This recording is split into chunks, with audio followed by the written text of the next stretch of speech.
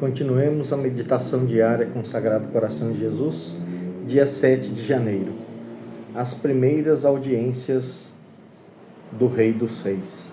Havia pastores naquela região a guardarem os seus rebanhos, e eis que o anjo do Senhor se aproximou deles, e a luz de Deus envolveu-os, e o anjo disse: Eis que vos anuncio uma grande alegria que será para todo o povo.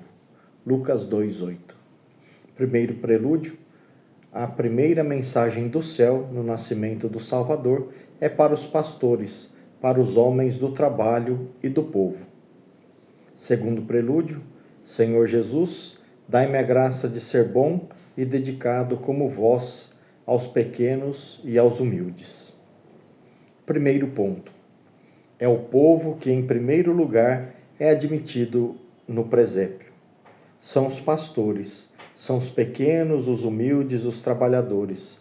O mestre de cerimônia, o anjo do Senhor, vai procurá-los. E eis que o anjo do Senhor estava junto deles. Anuncia-lhes a grande novidade e diz-lhes: Ide a Belém, encontrareis o menino e sua mãe que vos esperam. É só depois disto que o anjo chama os seus irmãos do céu para que venham cantar o seu Natal. Os pastores vão a Belém, adoram, contemplam. Jesus, Maria e José sorriem.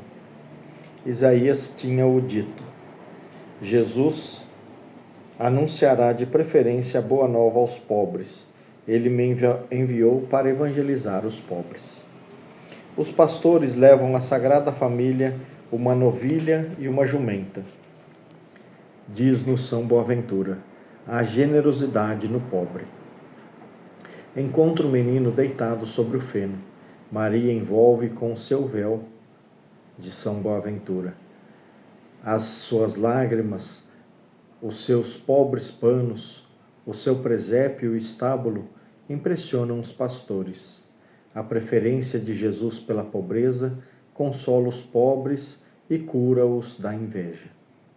Tudo isso foi querido e escolhido pelo coração de Jesus. Tem, portanto, uma ternura particular pelos pequenos e pelos humildes. Imitemo-lo e sejamos bons e dedicados aos pobres. Segundo ponto, é o sacerdote quem é admitido em segundo lugar.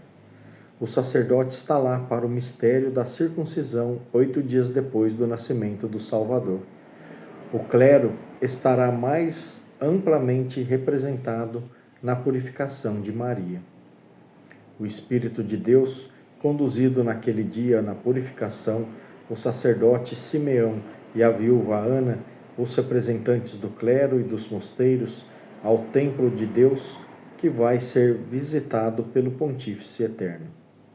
Simeão e Ana profetizam, tomam Jesus nos seus braços, oferecem-no ao céu pela salvação do mundo.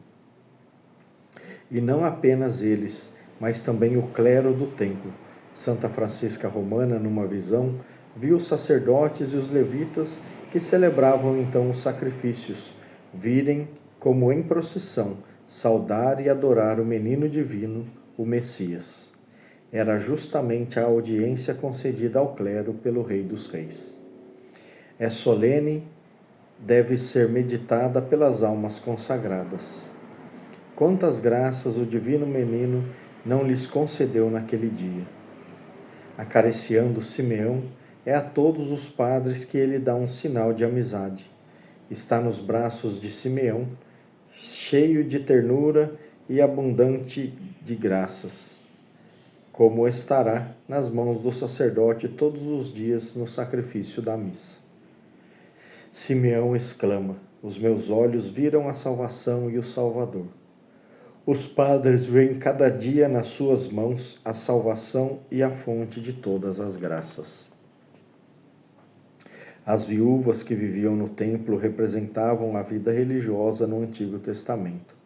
Portanto, Ana estava lá, como a mensageira de todas as comunidades religiosas, para saudar Jesus e dizer-lhe a sua ternura. Lá também mostra nosso Senhor as preferências do seu coração pela simplicidade e pela pobreza. Maria nem tinha sequer um cordeiro para oferecer. oferece 2 pombos. Jesus é resgatado por 5 ciclos, 5 pequenas peças de moeda, como filho de um operário.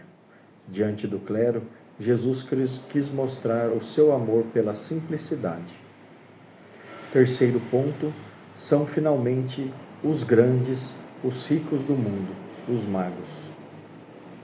A sua visita é celebrada no dia 6 de janeiro, mas eles não chegaram, provavelmente senão lá para o dia 15 de fevereiro. Era preciso passar o tempo de sua viagem desde a aparição da estrela no Natal. E depois, como a sua visita foi seguida imediatamente da fuga para o Egito, esta visita não pode ter acontecido senão depois da purificação. A tradição e a liturgia colocam a fuga para o Egito no dia 17 de fevereiro. A adoração dos magos deve ter tido lugar entre os dias 2 e 16 de fevereiro. Este é o sentir de muitos exegetas, Patrizzi, Paperbrock, bolandistas, etc. Os grandes oferecem o ouro, o incenso e a mirra. Jesus abençoa-os, diz Boaventura, e desviou os seus olhos, os seus do ouro. Maria deu o ouro para os pobres. Deu-nos assim uma dupla lição de desapego das riquezas e de caridade para com os pobres. A melhor condição para a salvação é a das pessoas modestas que têm de trabalhar para ganhar a sua vida. As riquezas não deveriam dispensar do trabalho para se entregarem a uma vida ociosa. O trabalho é bom para a saúde da alma. Os ricos correm o risco de se perderem, porque têm demasiada facilidade para satisfazerem as suas inclinações naturais para a vaidade, para a sensualidade, para a ociosidade. Nosso Senhor disse que para eles é mais difícil entrar no reino dos céus. Resolução. Bom Mestre, dai-me a graça de compreender a vaidade das riquezas e das alegrias mundanas, e de imitar a bondade e a generosidade do vosso divino coração, pelos pequenos e pelos humildes. Coloque-o com Jesus e Maria em Belém. Senhor Jesus, muito obrigado, porque veio aos pobres, aos sábios, aos religiosos, aos padres, aos ricos, veio para a salvação de todos. Dai-me, Senhor, a graça de seguir a vocação a qual me destes. E dai-nos, Senhor, a graça e a alegria de te contemplar aqui na terra e de conviver e de viver contigo no céu. Amém.